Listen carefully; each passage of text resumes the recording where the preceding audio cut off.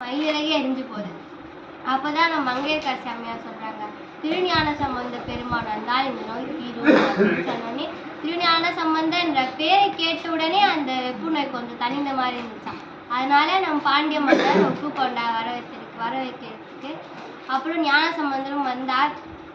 வந்து நமது பாண்டிய மன்னனுக்கு அந்த மந்திரம் ஆவது நீர் வானவர் மேலது நீர், சுந்தரம் ஆவது நீர் துதிக்கப்படுவது, மந்திரம் ஆவது நீர் சமயத்தில் உள்ளது நீர், செந்துவர் வாழ்மை பங்கன் திரு ஆலவாயால் திருநீரை என்று சொல்லி அந்த பதிகத்தை பாடி திருநீர் அந்த வெப்பு நோய் நீண்டது.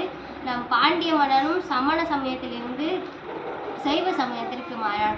அப்படி பாண்டிய நாட்டையே அந்த அந்த பெருங்குழியில் இருந்து மீட்டு கொடுத்தவர் நம் மங்கையர்க்கரசி அம்மையார். அதுதான் தென்னற்குல பழி தீர்த்த தெய்வ பாவை என்று சேக்கிழார் பெருமான் அருள் செய்திருக்கிறார்.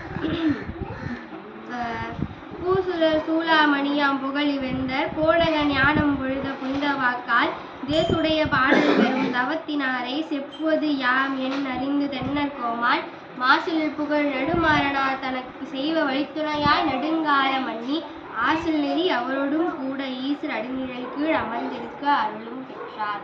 அப்படி திருஞான சம்பந்த பெருமான் பாடிய